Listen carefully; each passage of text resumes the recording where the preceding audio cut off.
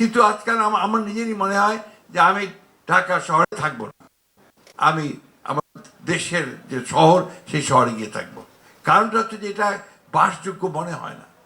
আপনার বেরোলেই যে আপনার ঘর থেকে বেরোলেই যে আপনার নিঃশ্বাস নেওয়া, যে অক্সিজেনটা যেটা আসে সেটা পলিউটেড। আপনার একটা হাসপাতালে যাবেন, সেখানে একেবারে হাসপাতালের মধ্যে যদি পাবলিক হসপিটাল হয় সেখানে ঢোকাই যাবে না। প্রত্যেকটি প্রতিষ্ঠান এখানে আপনার ধ্বংসের দিকে চলে যাচ্ছে। সেই বিষয়ে যদি আমরা যদি বেরোতে না পারি, সেই প্রতিষ্ঠানকে যদি সামনে আনতে না পারি, তাহলে এতক্ষণ আমাদের তোয়া সাহেব যে সমস্ত স্বপ্নের কথা বললেন, স্বপ্নেই মনে হয় এখানে গেল। কারণ আমরা আসলেও কি আপনার আর সেই মুক্ত বাতাস নিতে পারবো? আমি যখন কলেজে পড়ি, ঢাকা কলেজে, তখন আমরা প্রায়ই আসতাম আপনার বুড়িগঙ্গাতে নৌকায় চড়ে ঘুরে বেড়ানোর জন্য।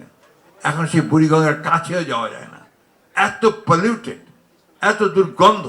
এবং আমার কাছে মনে হয় যে ঢাকা শহরের সব রোগগুলোর মূলে বোধহয় এই বুড়িগঙ্গার পানি। আপনি তুরাগেও একই অবস্থা, আপনার শীতলক্ষা তো প্রায় একই অবস্থা শুরু হয়েছে। তাহলে ঢাকা শহরের নাগরিকরা যাবেন কোথায়?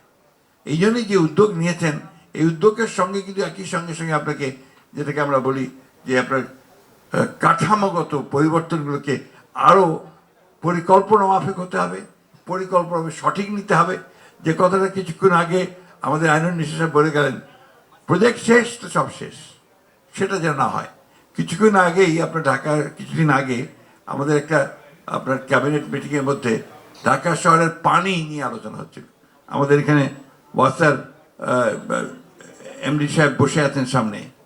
ঢাকা শহরের পানি খুব ভয়াবহ। আপনার একে তো হচ্ছে যে কিছু পানি আছে, মানে একটা বিরাট অংশ সেটা আপনার সেবনযোগ্য নয়। আরেকটা হচ্ছে যে পানির যে ভূতল, যে আপনার ডিপ টিউবওয়েলগুলো কাজে না 1000 মিটার নিচে চলে গেছে, যেটার জন্য ঢাকার জন্য একটা ভয়াবহ বিপদ নিয়ে আসছে।